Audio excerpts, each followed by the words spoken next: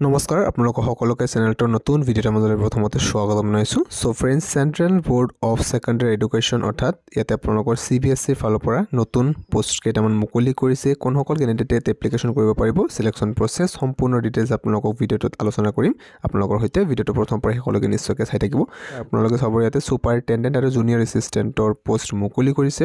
ইয়াতে যদি আপোনালোকে চাই সুপাৰিনটেণ্ডেণ্টৰ টোটেল 142টা ভেকেন্সি মুকলি কৰিছে আৰু জুনিয়ৰ এছিষ্টেণ্টৰ বাবে টোটেল 70টা ভেকেন্সি মুকলি কৰিছে। ইয়াতে বয়সৰ সময়সীমাৰ ক্ষেত্ৰত সুপাৰিনটেণ্ডেণ্টৰ ক্ষেত্ৰত যদি এপ্লাই কৰিব বিচাৰে মিনিমাম 18 ইয়াৰ্ছ মেক্সিমাম 30 ইয়াৰ্ছ ৰখা হৈছে। জুনিয়ৰ এছিষ্টেণ্টৰ বাবে মিনিমাম ইয়াতে 18 ইয়াৰ্ছ মেক্সিমাম 27 ইয়াৰ্ছ ৰখা হৈছে, কিন্তু কেটেগৰী ৱাইজ ৰিলেক্সেশ্যন লাভ কৰিব। ইয়াতে যদি আপুনি SC/ST কেটেগৰীৰ পৰা হয় 5 বছৰ ৰিলেক্সেশ্যন লাভ কৰিব। OBC NCL হ'ব লাগিব, নন ক্ৰিমিলেয়াৰ, যিহেতু এইটো চেণ্ট্ৰেলৰ হয় তেনেহ'লে 3 বছৰ ৰিলেক্সেশ্যন লাভ কৰিব। PWD কেণ্ডিডেট হ'লে যদি আনৰিজাৰ্ভৰ পৰা PWD হয় 10 ইয়াৰ্ছ ৰিলেক্সেশ্যন লাভ কৰিব।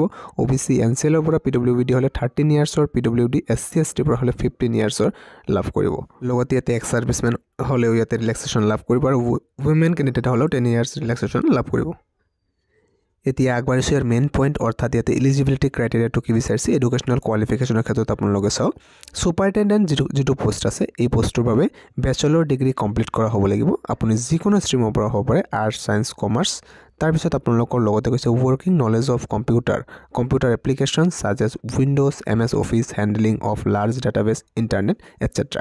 চ' এইটো আপোনালোকে নিশ্চয়কৈ গম পালে, বেচেলৰ ডিগ্ৰীৰ লগতে কম্পিউটাৰ নলেজ থকাটো বাধ্যতামূলক, মানে কম্পিউটাৰ চাৰ্টিফিকেটো লাগিব, নলেজটো থাকিব লাগিব। নেক্সট ইয়াৰ যিটো সুপাৰিনটেণ্ডেণ্ট আছে, সুপাৰিনটেণ্ডেণ্টৰ ৰিক্ৰুইটমেণ্ট প্ৰচেছটো কেনেকৈ লোৱা হ'ব চাওক। প্ৰথমতে টায়াৰ 1 এটা এক্সাম লোৱা হ'ব, MCQ based preliminary screening examination হ'ব। তাৰপিছত নেক্সট যদি সেইটো কোৱালিফাই কৰে টায়াৰ 2 এক্সাম লোৱা হ'ব, descriptive written main examination. Next আপোনালোকৰ যদি ডেছক্ৰিপটিভ এক্সামত যদি কোৱালিফাই কৰে দেন আপোনালোকৰ ইয়াতে টাইপিং স্পীড লোৱা হ'ব। যদি আপুনি ইংলিছত টাইপিং কৰিব বিচাৰে 35 ৱৰ্ড পাৰ মিনিট লিখিব পৰা এতিয়া টাইপ কৰিব পৰা হ'ব লাগিব, আৰু হিন্দীত বিচাৰিলে 30 ৱৰ্ড লাগিব। নেক্সট যিটো আছে জুনিয়ৰ এছিষ্টেণ্ট, ইয়াতে আপোনালোকৰ কোৱালিফিকেশ্যনটো যদি হায়াৰ ছেকেণ্ডেৰী পাছ কৰিছে তেন্তে আপুনি ইয়াতে এপ্লাই কৰিব পাৰিব, যিকোনো বৰ্ডৰ পৰা কৈছে, from a recognized board or university. লগতে টাইপিং স্পীড থাকিব লাগিব 35 ৱৰ্ড পাৰ মিনিট ইংলিছত আৰু 30 ৱৰ্ড পাৰ মিনিট হিন্দী যদিহে আপুনি টাইপিং কৰিব বিচাৰে। 18 পৰা 27 বছৰ ৰখা হৈছে আৰু ইয়াতে আপোনালোকৰ ৰিলেক্সেশ্যন লাভ কৰিব, এইটোতো ক'লোৱে। নেক্সট মেথড অফ ৰিক্ৰুইটমেণ্ট, ইয়াৰ বাবে জুনিয়ৰ এছিষ্টেণ্টৰ MCQ based preliminary examination screening examination লোৱা হ'ব, ছেম আগৰটোৰ দৰে প্ৰিলিমিনাৰী এক্সামিনেশ্যন, কিন্তু ইয়াতে কোনো ধৰণৰ ডেছক্ৰিপটিভ টেষ্ট লোৱা নহয়, যিটো আপোনালোকৰ সুপাৰিনটেণ্ডেণ্টৰ বাবে লোৱা হ'ব। প্ৰিলিমিনাৰী এক্সামিনেশ্যন যদি আপুনি কোৱালিফাই কৰে এটা আপোনালোকৰ টাইপিং টেষ্ট লোৱা হ'ব 35 ৱৰ্ড পাৰ মিনিট যদি ইংলিছত টাইপ কৰে, আৰু হিন্দীত যদি টাইপ কৰে 30 ৱৰ্ড পাৰ মিনিটৰ। নেক্সট ইয়াতে ফাইনেল চিলেকশ্যনটো এনেকৈ লাভ কৰিব। ইয়াতে এক্সামিনেশ্যন ফিজৰ ক্ষেত্ৰত চাওক, আনৰিজাৰ্ভ OBC EWS কেণ্ডিডেট হ'লে 800 ৰুপিজ পে' কৰিব লাগিব, আৰু ইয়াতে for SC ST PWD ex servicemen women candidate আৰু ডিপাৰ্টমেণ্টেল কেণ্ডিডেট হ'ল কোনো ধৰণৰ এপ্লিকেশ্যন ফিজ ইয়াতে নালাগে। এপ্লিকেশ্যন ফিজটো আপোনালোকে অনলাইন মোডত পে'মেণ্ট কৰিব পাৰিব। অনলাইন মোডত RuPay, Visa, Master card, debit card, credit card etcetera আপোনালোকে এনেকৈ অনলাইন মোডত পে'মেণ্টটো কৰিব পাৰিব। নেক্সট যদি আপোনালোকে ইয়াতে চাই যিটো আপোনালোকৰ চিলেবাছৰ ক্ষেত্ৰত চিলেবাছটো ইয়াতে দিয়াই আছে চাওক। সুপাৰিনটেণ্ডেণ্টৰ কথা কোৱা হৈছে প্ৰথমতে current affairs, general mental ability, general intelligence, logical reasoning and analytical ability, arithmetic and numerical ability, মানে মেথছৰ ডাটা ইণ্টাৰপ্ৰিটেশ্যন পাৰ্ট কৰি দিয়া আছে। General Hindi, general English, computer proficiency যিটো টেষ্ট লোৱা হ'ব।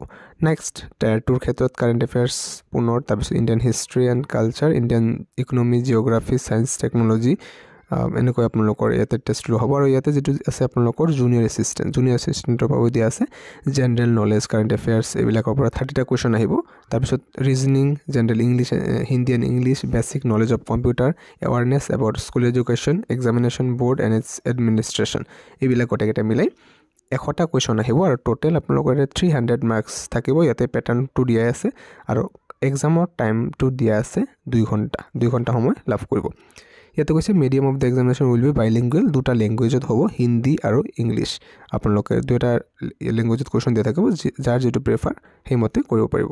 তো ইয়াতে যিটো সুপাৰিনটেণ্ডেণ্ট পোষ্ট আছে ইয়াতে টায়াৰ 1ৰ ছিনিয়ৰ ছেকেণ্ডেৰী লেভেলৰ কুৱেশ্যন আহিব, আৰু যিটো টায়াৰ 2 এক্সাম হ'ব গ্ৰেজুৱেশ্যন লেভেলৰ কুৱেশ্যন আহিব। বাকী জুনিয়ৰ এছিষ্টেণ্টৰ বাবে টায়াৰ 1 এক্সামটো প্ৰথমৰ যিটো সুপাৰিনটেণ্ডেণ্টৰ টায়াৰ 1 ছেম প্ৰচেছ হ'ব, কিন্তু ইয়াতে কোনো ধৰণৰ টায়াৰ 2 এক্সাম যিটো আপোনালোকৰ লোৱা নহয়, অৰ্থাৎ ডেছক্ৰিপটিভ এক্সাম লোৱা নহয়, কম্পিউটাৰ টেষ্টে লোৱা হ'ব।